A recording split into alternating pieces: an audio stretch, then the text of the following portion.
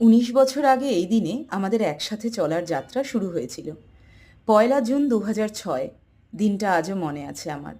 আমাদের জীবনে সবচেয়ে গুরুত্বপূর্ণ দিনের মধ্যে একটা। তাই প্রতি বছর দিনটা সেলিব্রেট করি নিজেদের মতো। বিয়ের দিনের থেকেও আমাদের কাছে এই দিনটার গুরুত্ব তাই অনেক বেশি। কারণ জীবনের সবচেয়ে সুন্দর উপহার ঈশ্বরের থেকে আমি এই দিনেই পেয়েছিলাম। তো এই বছর দিনটি সেলিব্রেট করার জন্য আমরা ঠিক করেছিলাম রাঁচিতে বারবিকিউ নেশনে যাব। প্রতি বছরই কোথাও না কোথাও যাওয়া হয়। এখন ছেলের পড়া বাড়ছে, তো এবারে আর কোনো আউটিংয়ে যাওয়া হয়ে ওঠেনি। আর অফিস ছুটি নেওয়াও সবসময় পসিবল হয় না। তাই এবছর রেস্টুরেন্টে সেলিব্রেট করব বলে ঠিক করেছিলাম। রাত ৯টায় আমাদের টেবিল বুক ছিল। ওখানকার অ্যাম্বিয়েন্স আর খাওয়ার কোয়ালিটি আমি যতবারই যাই আমাকে মুগ্ধ করে। তাই এত রেস্টুরেন্ট থাকতেও আমরা ওখানে গিয়েই আজকের এই বিশেষ দিনটি সেলিব্রেট করার প্ল্যান করেছিলাম। ওদের স্টার্টার নিয়ে আলাদা করে কিছুই বলার নেই। প্রতিটা কাবাব অপূর্ব। তবে এবারে কিন্তু আমরা ফুচকা দিয়ে শুরু করেছিলাম। ছোট ছোট বেবি ফুচকা আমাদের মতো আমাদের ছেলেও কিন্তু খুব আনন্দ করেই খেয়েছিল। ফুচকার পর যখন একে একে কাবাবগুলো আসতে শুরু করলো, উফ, দেখেই তো জিভে জল ভরে গেল। তবে ননভেজের মতো ভেজ কাবাবগুলোও কিন্তু ওদের খুবই ভালো। ননভেজ কাবাবের মধ্যে মাটন কাবাব আর ফিশ কাবাবটা আমাদের বেশি প্রিয়।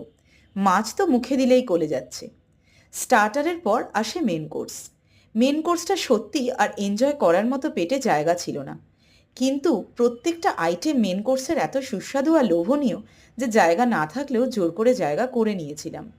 ওদের মাটন বিরিয়ানিটার স্বাদ এত দুর্দান্ত যে এখনও মুখে লেগে আছে।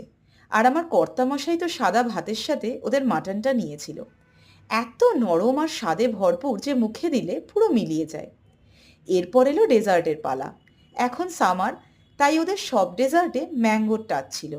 আমাদের ছেলে তো ডেজার্টের জন্য অপেক্ষা করেই বসে থাকে। ওদের ডেজার্টটা সত্যি অতুলনীয়।